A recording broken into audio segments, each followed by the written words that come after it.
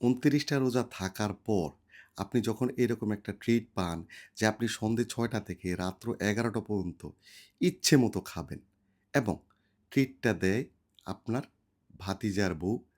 যদি ওরা স্প্যানিশ, ভাতিজা এবং ভাতিজার বউ। তো ওরা হচ্ছে দেশে আসা মানেই আমার জন্য এক্সট্রা একটা ঈদ।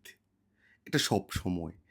তো আশা ওরা দুজন একসাথে যখন দেশে আসবে, তখন আমাদের জন্য এরকম একটা ট্রিট ভাতিজার বউ থেকে থাকবেই। আশাকে অসংখ্য ধন্যবাদ জানাচ্ছি।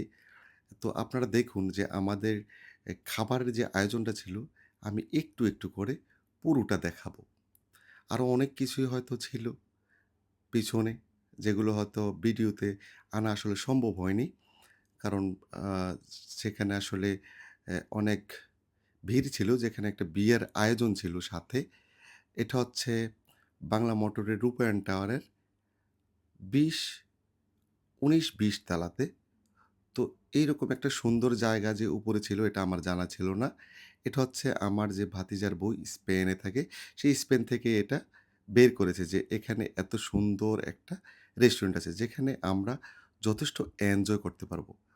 তো আপনারা দেখতে পাচ্ছেন যে অ্যা রেস্টুরেন্টের খাবারগুলো। আপনার খাবারগুলো দেখতে থাকেন এবং আমি আরেকটু ডিটেইলস বলি। সেটা হচ্ছে এখানে কিন্তু আপনার যে পরিমাণ খাবার থাকে ১০০ থেকে ১২০ আইটেম, তো সবগুলা খাওয়া আসলে সম্ভব না। তো আমার আপনার মানে যার যেটা পছন্দ আপনি এভাবে খেতে পারবেন রেস্ট করে, করে। কোনো অসুবিধা নেই। একদম আপনার মন ভরে খেতে পারবেন। আমি আশা করি আমার যারা ফ্রেন্ড সার্কেল আছে তারাও রেস্টুরেন্টে যাবেন। আমি একদম রেস্টুরেন্টের নাম এবং ডিটেইলস দিয়ে দিব। মাঝে, মাঝে গিয়ে ওখানে খাবেন। ভাল লাগবে। তবে এই বুফের যে জিনিসটা দেখলাম সেটা হচ্ছে বুফের গরুর মাংসটা কখনোই আমি কোনো বুফেই ভালো পাইনি। কারণ আমি ওয়েস্ট ইন্ড হতে শুরু করে অনেক ধানমন্ডিতে অনেক ইয়েতে খেয়েছি, অনেক রেস্টুরেন্টে গিয়েছি কিন্তু কোথাও আমি বুফের গরুর মাংসটা নিয়ে আমার সবসময় একটা কমপ্লেইন থাকে যে ওদের যে গরুর মাংসটা একদমই ভালো হয় না।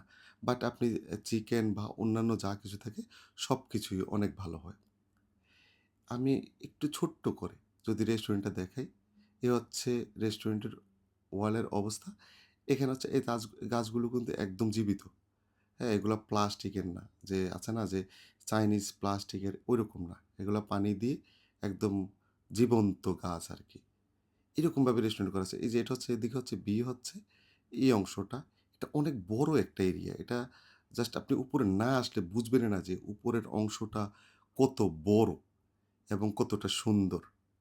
আপনারা আসতে পারেন।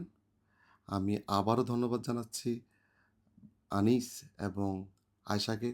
তাদের জন্য সবসময় শুভকামনা থাকবে। আশা করি ভিডিওটা আপনাদের ভালো লাগছে। সবাইকে অসংখ্য ধন্যবাদ।